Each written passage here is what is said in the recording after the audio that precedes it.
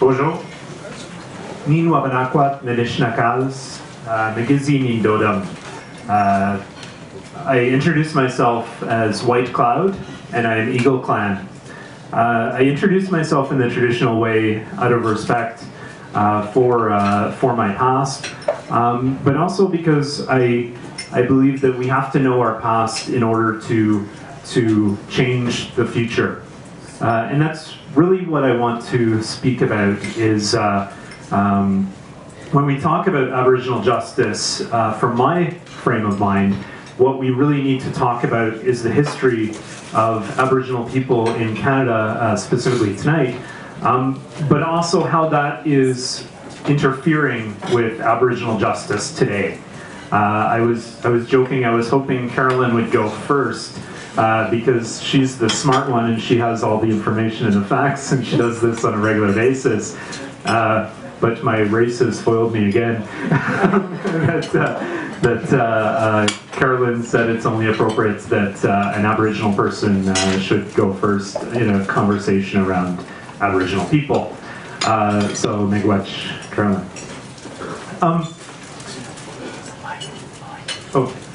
So I want to talk a little bit about my history and where I come to standing before you today.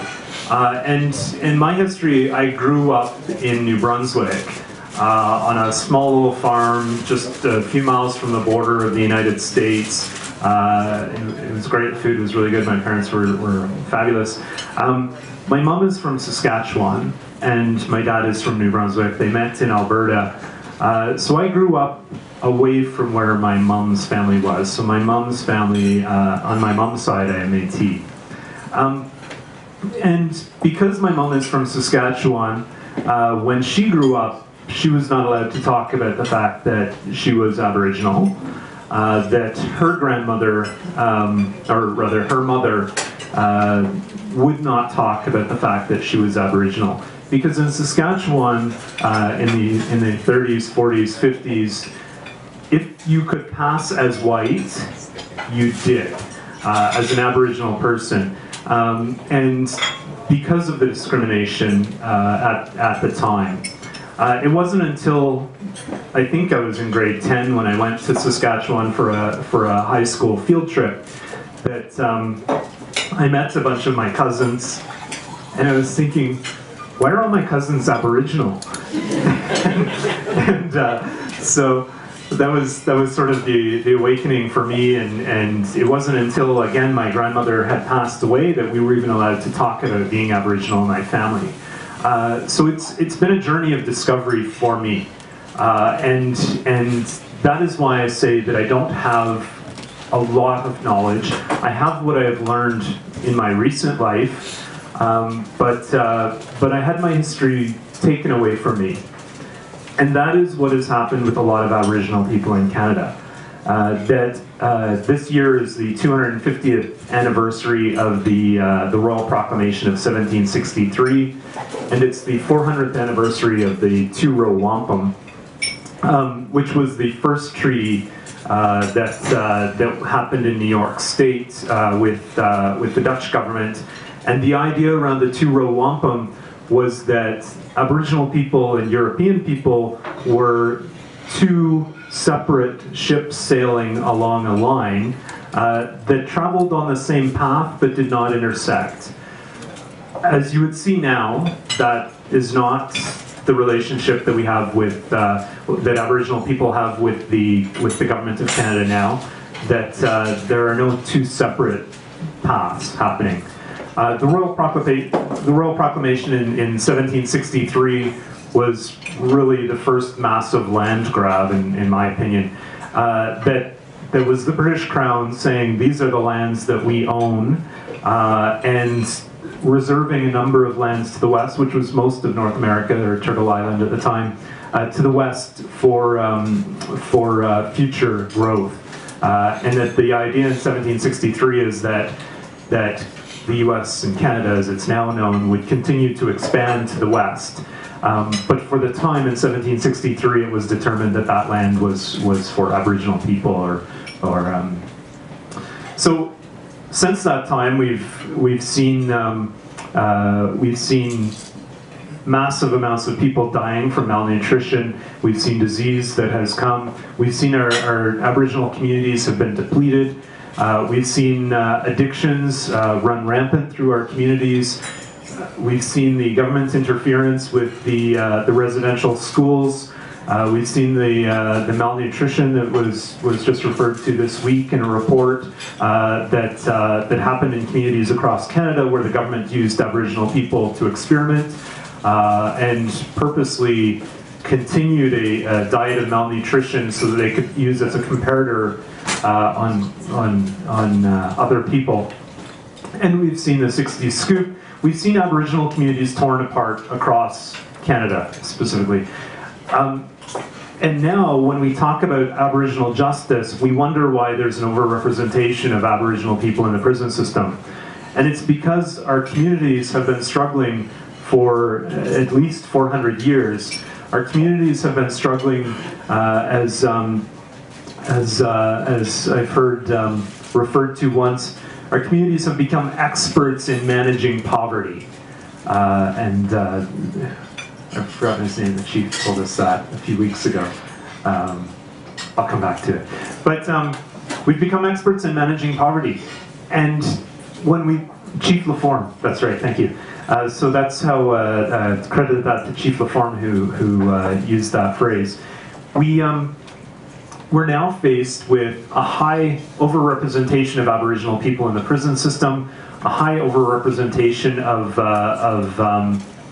health complications for Aboriginal people. We are faced with higher rates with lack of education. And it's because of this 250 years since the Royal Proclamation, this 400 years of the two-row wampum that we have been struggling as communities. We do, I wanted to touch briefly on one of the exercises that we're now doing at the Toronto Central Local Health Integration Network, that we felt it was important to, so just to explain that a little bit, I'll back up a little bit. The Local Health Integration Network, I'll call it the LIN, just for the ease this evening. The LIN, what we determined was that we know that mental health and addictions is a crisis in the Aboriginal community, and we know that youth are higher proportionally affected by this.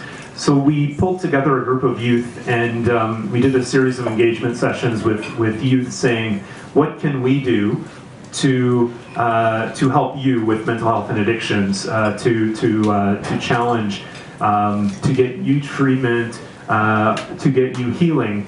And the youth came back to us and said a few things: that we need to integrate Western case management and alcohol and addiction treatments with traditional healing. And so we're doing that. The Native Canadian Centre is running a program on that, as well as Native Child and Family Services are running a program on that. It's been up for about 8 or 9 months now, and it's doing very well. The other thing that they said is, the youth told us, is that when we present in a hospital emergency room, or when we go to a doctor, or when we go to seek Western-style treatment, what we're coming up against is that people have no understanding of what we have gone through. They have no understanding of our communities, of the basics. So we want healthcare professionals in Toronto to have an understanding of the basics. So we started a program. We worked with Anishinaabe Health Toronto, as well as with the Ontario Federation of Indian Friendship Centres, to develop a program that we're calling the Aboriginal Cultural Competency Training, that we're asking healthcare professionals to go through. There's no charge to the organizations. We're covering the cost for it. And we've had about 450 individuals go through since last October. And it's a 3-hour course, or it's a 1-day course, and it's just teaching the very, very fundamental basics of what an Aboriginal person will be dealing with, or what they may present to when they walk into a healthcare facility. We're not teaching how to sort of treat in a traditional way. We're just trying to get some empathy for people. And I think that kind of sums up where I want to say is that really when we talk about Aboriginal justice, when we talk about a way forward, when we talk about how to make things a bit better, what we need is education, What we need is people to be more aware of what Aboriginal communities, what First Nation, Métis, Inuit communities are dealing with, and what some of the historical challenges are, and to have that understanding. And it's only when people are having that beginning understanding that we can begin to move forward, that we can begin to have those dialogues.